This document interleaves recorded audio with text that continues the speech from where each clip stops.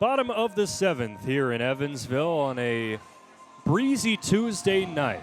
Pitch black here at German American Bank Field at Charles H. Braun Stadium. 4-1 Indiana. After 6.5, the Hoosiers have out-hit the Purple Aces 7-3. But Evansville will be back up with the Bats. Top of the order, Spike McGill, Charlie Longmire, and Reed Hare due up in this bottom of the 7th against Caden Jacoby, who stays out after his shutdown relief appearance to strand the Purple Aces on the bags, bases loaded. In the bottom of the 6th, the first pitch was fouled off. McGill is 1 for 3 today with an RBI single and 2 groundouts, and Jacoby fires it low and away to even the count at a ball and a strike. It feels like a nice, peaceful, calm, quiet atmosphere, Dylan, and you know what that calls for. I can't wait. It's the obscure story of the day here in Evansville, on the road for the first time. So you want to have a warm glass of milk, man? I might just take a nap. 1-1 is in there for strike 2. It's like a bedtime story. It's 9:30 Eastern. Well, I mean, this is a bedtime story. It is getting to that time. I can't wait. We'll wait the 1-2 offering from Jacoby to McGill, and then we'll get rolling. Here it is, and fouled off to the right side. All right. So the Evansville Purple Aces. We're here in Evansville. We're on the road for the first time this year, Dylan. How do you think Evansville became the Purple Aces? I'd have to think it's got something to do with maybe a military connection. There's an armory right behind us. It's got to be something piloty. This isn't the story of the day. This is the obscure story of the day. Okay, so it's something obscure. Maybe they like Snoopy a lot. Here's the 1-2 from Jacoby. And fouled off again. So, the Aces became Evansville's nickname in the mid-1920s. Wait, one more guess. Is it volleyball? It is not volleyball, okay. But you're kind of close. It does involve a net. So, in the basketball season for the University of Evansville, then known as Evansville College, as Jacoby, another 1-2, sails to the backstop. The fourth game of the 1924-1925 basketball season, Evansville College beat Louisville 59-39. After the game, Louisville's coach told the Evansville coach, John Harmon, "You didn't have 4 aces up your sleeve, you had 5. So then, Harmon, the coach, here's a 2-2. Slow roller foul off to the third base side. The coach, Harmon, he relayed the quote to the Evansville Courier and the sports editor, Dan Schism. And both Harmon and Schism decided they liked the sound of aces better than Pioneers, which it was at the time. So the Evansville College nickname changed from the Pioneers to the Aces because of Louisville's basketball coach. 2-2. There's more. Don't worry. And that plunks Spike McGill. So a leadoff hit by pitch to begin the bottom of the 7th. There was another reason that the Pioneers changed to the Aces, and that was because the use of 4 letters to spell aces was much easier to fit into news headlines than the Pioneers, which was notably more than 4 letters. It certainly rolls off the tongue better than Pioneers. Yeah.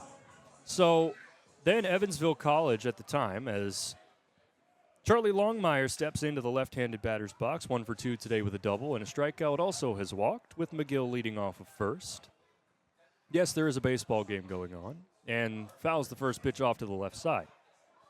So the Aces that came from the Louisville basketball coach were ruled the Purple Aces because Evansville's colors were purple, and they liked the sound of Purple Aces better. I was about to say, did the purple just come from like the athletic director's favorite color? I was where did that one come It's a from? fair thought. It's my favorite color. Here's the 0-1 to Longmire. And it's 0-2. The fastball catches the low part of the zone. Here's where it gets funny.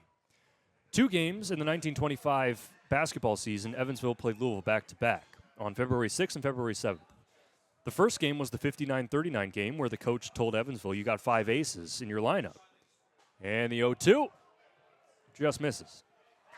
So the coach told Evansville all that and complimented the team. They come right back. Evansville beats Louisville 52-16 the next day. Then still the Pioneers. It didn't happen immediately. There's your obscure story of the day. They Louisville might have had 12 basketball. aces the next day. 1-2. Misses low. Louisville basketball is the reason why the University of Evansville is known as the Purple Aces. I'm a sucker for a basketball story. That was a great obscure story of the day, Ian. Fitting, because we're on the road. You might as well do a little focus on the home team here. That's a great one. I'm a big fan of that one. 2-2. Grounder to short. Malamazian flip to second for one. Fry the turn to first. A one-hopper not in time. Hanley a clean pick. But Longmire is in safely at first. Yeah, but Evansville and Louisville, not two programs you'd immediately think of when you kind of list one and the other. There's all sorts of this is definitely a basketball region that kind of I know Evansville isn't in the 502, but the southern Indiana, top of Kentucky, that is a basketball hotbed, and that's a fun one. That'll bring up the three-hole hitter, Reed Hare, with a man on first and one out in the bottom of the seventh. Indiana leading 4-1. Murray the board for Penn State after the Chesky miss.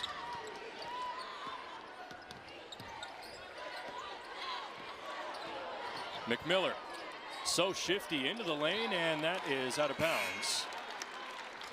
It'll stick with the Lady Lions. It looked like she got away with a double dribble around the top of the key on the left wing, but when she gets past her primary defender, or even gets any bit of space, she's looking to shoot it.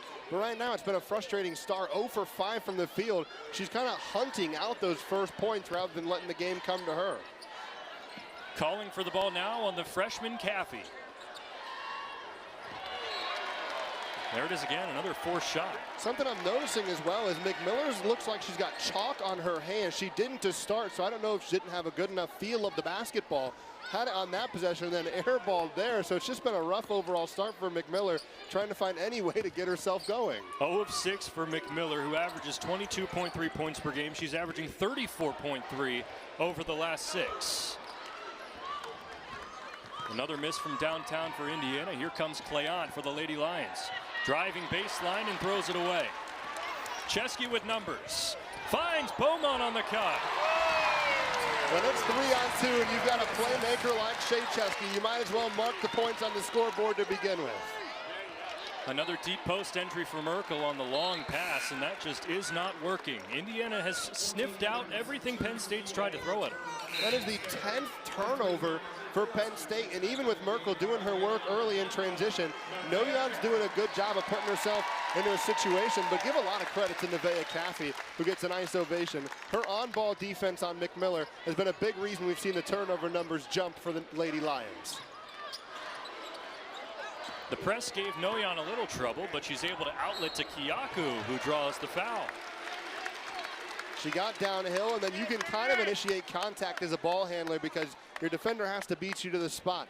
Kiyaku, heads-up job, realized she had her right shoulder past Cleon and draws the contact as well. Journey Kiyaku is a transfer from Duquesne, her first year at Indiana. And Terry Morin just calls her such a special kid.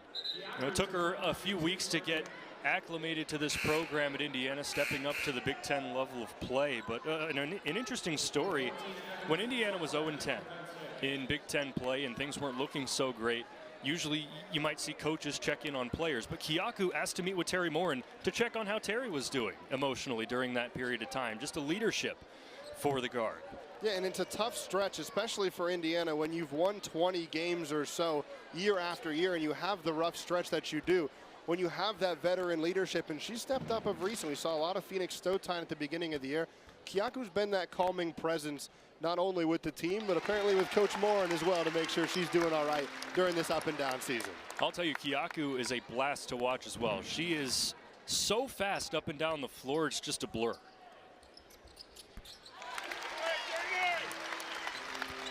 (40-12).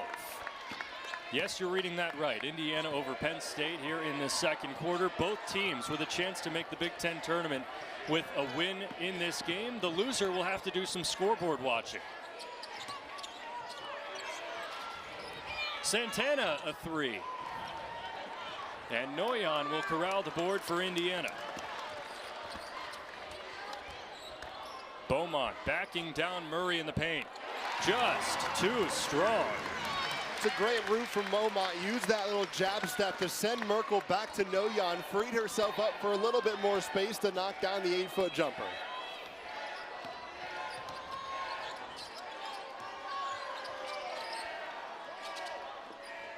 Santana driving on Makaleski, wraparound pass, and the kick to Murray.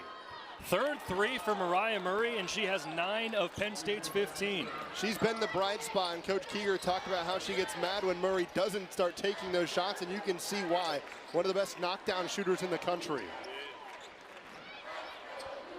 Third in the Big Ten with 72 three-pointers made coming into this game. And Kiyaku turns it over on the travel. A little too ahead of herself, trying to tack in the rim, ends up pulling that pivot foot off the ground, returning it back while trying to make a drive. Indiana's been really impressive on the defensive end, showing 2 bodies at Merkel, but having that backside help to cut off some of those entry passes. They've been really impressive on the defensive end to start this one. If you're Penn State, your superstar in Kiyomi McMiller's 0 of 6 from the field, just came off the bench for a little stint of rest. How much do you try and force her to get going early? It depends on if Caffey's going to keep guarding her like this. I'm not sure how much you can force her. McMiller's going to try to get her own shots as she does there. It's just been a rough start for her, and she's going to keep trying to put them up. That's why she's a volume scorer. Murray misses the 3 ball. It's out of bounds, and it will stay with Penn State. You can see time and time again down the floor, McMiller is trying to get space, trying to get an open look, and it's just not there. And when you're a high scorer like McMiller, you start forcing some of those shots because normally all you need to see is 1 or 2 of those go down before a whole bunch of them start going down. McMiller will inbound. And there's an offensive foul away from the ball. It's on Amaya Evans. Illegal screen. And that can all be credited to Beaumont, trying to go over the screen. They were looking to find it to Merkel. Beaumont going over the screen forced Evans to try to widen up a little bit because No-Yan was there to help. A tremendous play by the Indiana junior.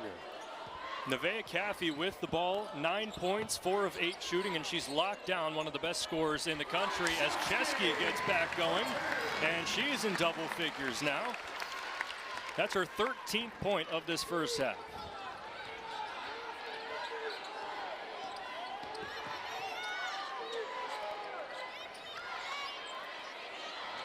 Merkel to Evans on the cut. And Chesky just slaps it away from Merkel, saves it in bounds. And it was poked away from behind by Kiyaku. McMiller lost it, and that's a foul on Journey Kiyaku. Regardless of the foul, we have a timeout on the floor, and Terry Warren is clapping with a smile on her face. The effort is there for Indiana defensively here on Big Ten Plus.